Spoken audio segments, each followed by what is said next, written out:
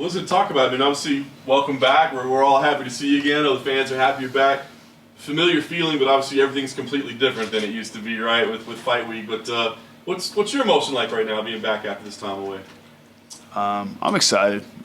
I'm focused. I have a pretty intriguing opponent and matchup, in front of me, and I'm excited to be here.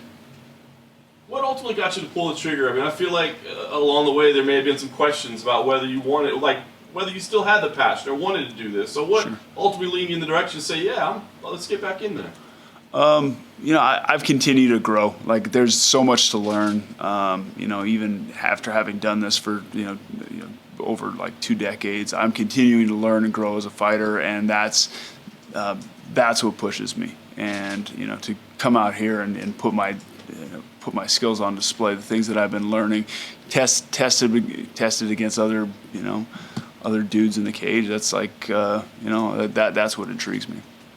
Obviously, this past year has been crazy, man. 2020. Did the pandemic change anything in terms of like you either wanting to do this or you? I don't know. Did it impact your life in any way that led you to this direction?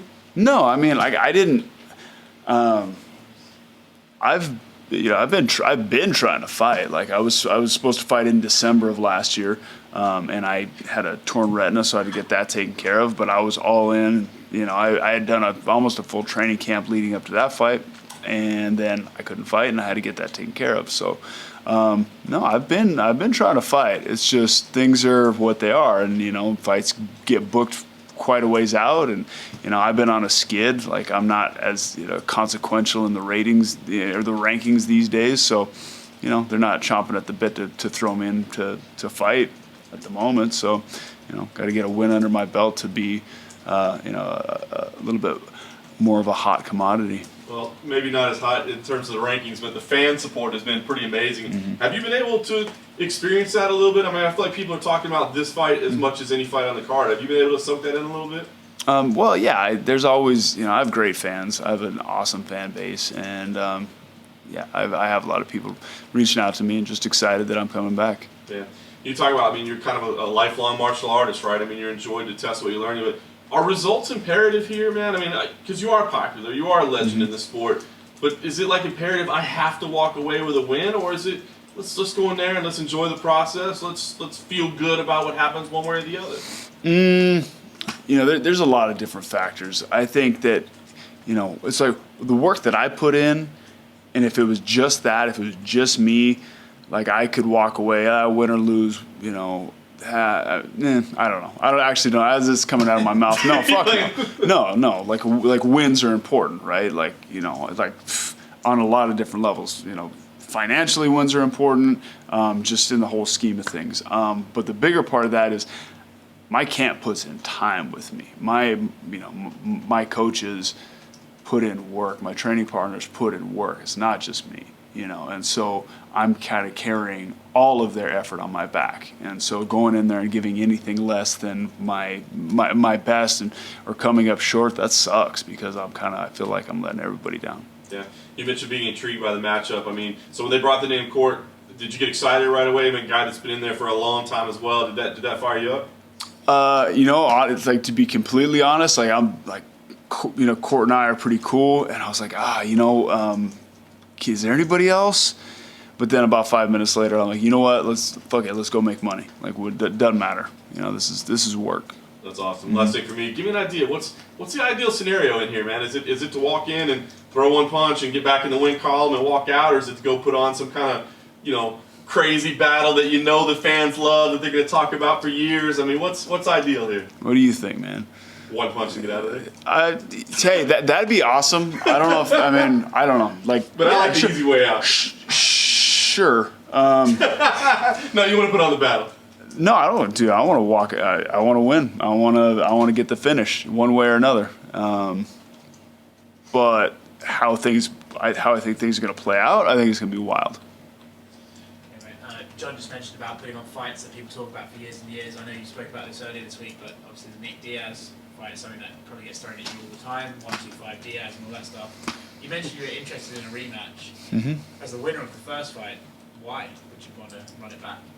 It's still an intriguing matchup. Like, just style wise, the first time around it was kind of like a tactical challenge that we had to, like, he's an interesting guy to figure out. So there's that. We also have the history. It'd be a big fight. If you fought him again, do you think there'd be some pressure from the fans to expect you to get rid of the tactical side and just get in there and sort of trade punches in the pocket with him almost? Yeah, maybe, but I'm gonna fight smart. I think I fought smart the first time, and hopefully, there'd be a more decisive outcome. Would you still throw spinning shit? Maybe. I don't know. Maybe it actually wasn't even that effective in that fight. He just complained about it. Yeah. Obviously, Nick's like social media and stuff like that for the past, I think, 5 years have been him in Vegas nightclubs, basically.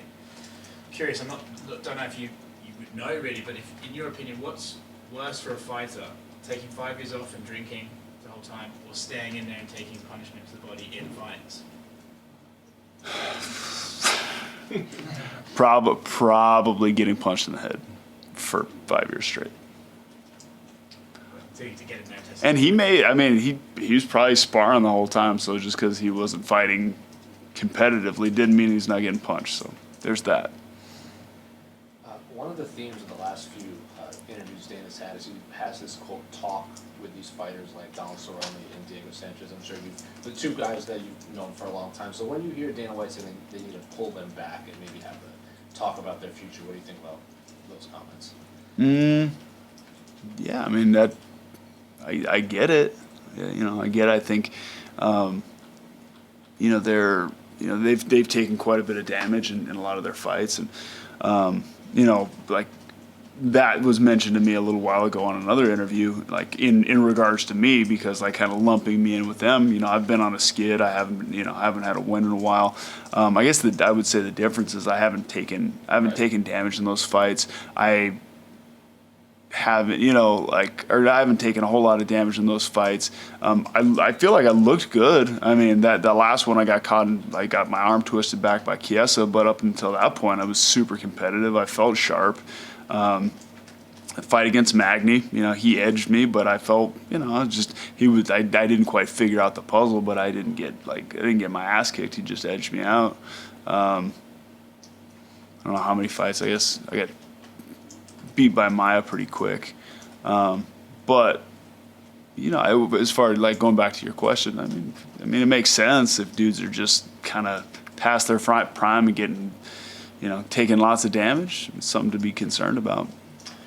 We spoke to Dan Hardy yesterday, and he said he doesn't want to see fighters of like that era competing against like the young guys, like the Jake Matthews and the Nico Prices. Are you still interested in competing with these young guys? Or do you like these fights like Court McGee, where guys that have been fighting for a long time that are names and maybe not like 25, 26 in the prime of their career? Yeah, I would take it on a case-by-case basis, honestly.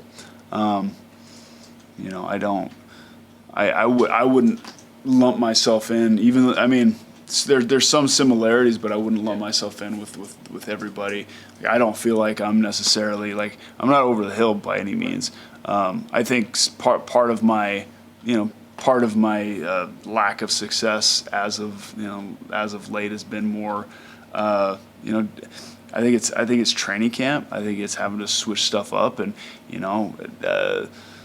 sometimes you have a formula for what's working, but things change and you have to switch it up. And I have been trying to do that. So, I think coming out, I think I'm going to show something pretty spectacular this weekend. Unrelated to you, but Dan also wants a veterans division to put super fights. What do you think of that idea? I don't think you necessarily need a division. I think that's what you have a matchmaker for, right? Right. Just to make fights that make sense and. Hey, Carlos, how you doing? Good. I don't know if you saw, but Dan Hardy did a little video with GSP, and he spoke about their fight in some detail. I don't know if you'd be interested in doing something similar while you're at, because I know he would. Sure. Yeah, of course. Do you have a list of things left to accomplish in your career? I mean, is there like big list left that has to be done, or is this just kind of like see what comes on a fight by fight basis? I'm not a big list maker, man. I'm kind of just flying by the seat of my pants and all this shit. That's like where the fuck am I? Like 20 years later, seriously. Isn't there something to be said that you've been doing this for so long? Like, there can't be that many unique experiences left, but I assume flying to Abu Dhabi in a pandemic and being locked in a room for 48 hours is pretty unique. Yeah, what do you mean there's not unique experiences left? You know, I hope there's lots of unique experiences left. Yeah, it's different. I mean, it's been being locked in a hotel room for a while. I mean, like, whatever. I've been holed up in a hotel room for, plenty in my life, but it's a different story. Not nearly as nice of hotels either. Yeah, probably not. But yeah, but coming out here and doing like the whole Fight Island thing is definitely, it's different. I mean, it's like, like 9-year-old me would be super stoked about coming out to some island to fight on, to fight somebody. Like this is almost like the Jean-Claude Van Damme movies, 100%. I feel like at this point in your career, everyone's they talk to you in this tone of as if they're expecting you to wind it down any day now, and I know that's something you thought about before, but have you thought about if you could script a perfect way for you to retire, to walk away, do you have an idea in your mind what that looks like?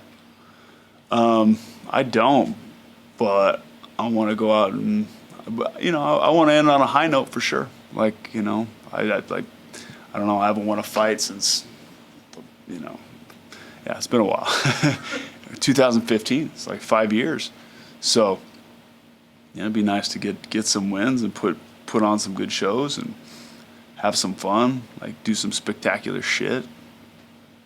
Is it weird though, like when people talk to you like MMA royalty, you know what I mean? Like when people bring up your name, it's like among the legends of the game. And I know you might feel like, oh, I don't know if I've accomplished that, and you mentioned the losses, but I mean, every time I hear people talk about you, they talk about you with great reverence. I mean, do you see that? Do you feel that? And do you enjoy that?